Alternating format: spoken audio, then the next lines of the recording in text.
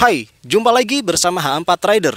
Kali ini H4 Rider berada di outdoor yang dikelilingi dengan pesona alam yang bagus banget. Sahabat bisa lihat di belakang H4 itu ada sebuah pegunungan atau mungkin perbukitan yang keren banget sih sebenarnya sih. Pas banget dengan suasananya serba kehijauan.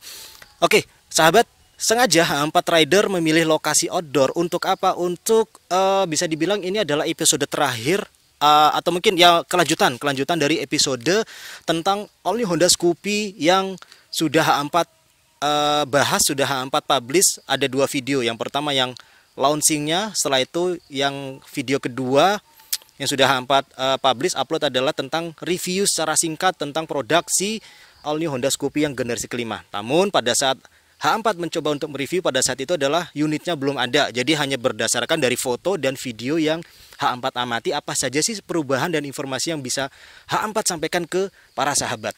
Dan sebelumnya terima kasih banget untuk Karya Agung Durenan Trenggalek. Lebih tepatnya lokasinya itu perbatasan antara Trenggalek dengan Tulung Agung. Gini, H4 akan coba secara ringkas langsung ke poin-poinnya.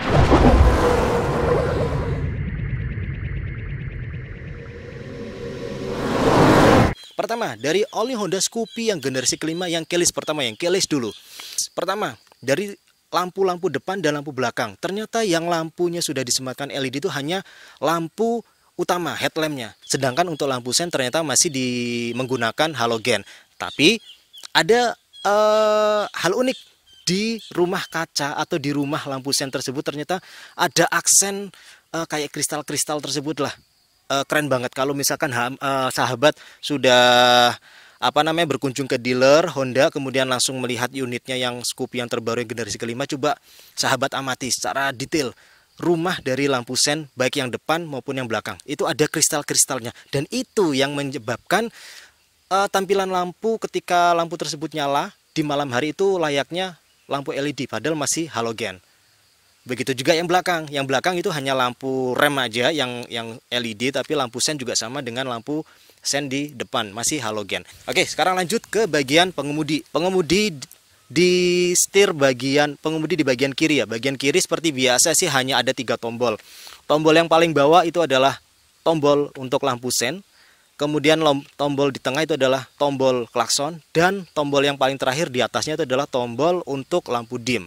Nah, kemudian lanjut ke bagian pengemudi di sebelah kanan seperti biasa, itu hanya ada 2 tombol. Tombol yang pertama udah pasti adalah tombol starter, kemudian yang tombol kedua yang terakhir adalah tombol idling stop, yang fungsinya ketika motor berhenti di lampu merah, ketika diaktifkan setelah kisaran 3 detik itu mesin akan mati. Dan cara menghidupkannya cukup mudah, tinggal ditarik sedikit aja tuas gas, kemudian mesin Honda Scoopy akan hidup kembali dan motor bisa berjalan. Nah, sekarang kita lanjut ke bagian ini hook holder. Tapi setelah H4 amati, H4 rasakan, H4 coba otak-atik ketika dia masih keadaan tertutup, kemudian H4 coba buka kembali, kemudian H4 coba cara bukanya gimana sih sehingga bisa menaruh barang bawaan di hook holder tersebut. Ternyata kualitasnya sih memang plastik, agak keras, tapi entah ya, kalau H4 amati sih kayaknya riskan untuk cepat patah seperti itu, karena sangat disayangkan. Fungsinya lebih banyak untuk akan digantung barang-barang bawaan yang beratnya otomatis tidak bisa diprediksi selagi barang bawaan tersebut size-nya tidak melebihi dari footstep, ruang footstep, sehingga tidak mengganggu riding position si pengendara tersebut. Cuman ya itu, fungsinya kan pasti akan sering digunain, tapi ya mudah-mudahan sih kuat, awet untuk jangka panjangnya, tidak mudah patah yang terjadi. Kalau misalkan mudah patah ya sangat disayangkan sebenarnya, karena fungsinya banyak banget itu pasti. Oke, lanjut. Setelah itu kita ke bagian jok motor. Wah, sekarang Honda Scoopy yang terbaru, kalau sahabat amati itu dari depan itu sampai tengah sampai bagian belakang itu full ada jahitan-jahitan yang rapi banget. Itu keren sih. Jadi itu nilai plus juga untuk all new Honda Scoopy yang generasi kelima terbaru. Joknya udah bagus, kemudian ada aksen jahitan-jahitan yang rapi di bagian depan, tengah, dan di bagian belakang. Kalau dari keempukan joknya sih empuk, udah pasti pabrikan sudah memikirkan hal tersebut sehingga membuat si rider nyaman selama berkendara. Nah, oke, sekarang lanjut ke bagian bodi kanan maupun kiri. Di situ kan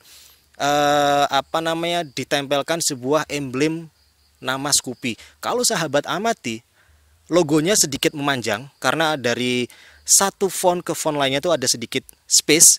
Setelah itu jenis fontnya berbeda dan size fontnya sedikit agak besar. Jadi itu menambah nilai yang lebih jelas kelihatan dari kejauhan. Wow, ini motor Scoopy. Karena apa? Tulisannya kan tidak begitu rapet, spasinya kemudian agak memanjang, kemudian fontnya bagus dan size-nya pun juga pas. Oke, sekarang lanjut ke bagian ban. Untuk bagian ban, baik ban depan maupun belakang sama, ukurannya sama, tidak ada perbedaan dengan Scoopy yang sebelumnya. Ringnya pun juga sama. Oke, setelah dari ban kaki-kaki, kita lanjut. Ini kan poin-poinnya aja yang akan Hampat sharing sehingga sahabat bisa memahami perbedaan apa aja sih yang sebenarnya dimiliki oleh si all new Honda Scoopy yang generasi kelima yang khususnya keyless. Lanjut nih, di bagian engine yang paling bawah itu kalau sahabat amati, biasanya motor metik kan ada starter kaki. Khusus yang keyless itu sudah dihilangkan starter kakinya. Dan kelihatan lebih keren sih sebenarnya karena tidak ada embel-embel part-part yang muncul lah. Itu kan sebuah pembaharuan yang positif, yang pastinya mudah diterima oleh masyarakat dan oleh para konsumen. Kenapa? Karena motor-motor sekarang kan yang dimiliki Honda, termasuk motor sport, termasuk motor H4 sendiri, CBR 150 itu juga sudah tidak ada starter kakinya. Dan sekarang yang all new Honda Scoopy generasi kelima khusus keyless itu starter kaki sudah ditiadakan, sudah nggak ada.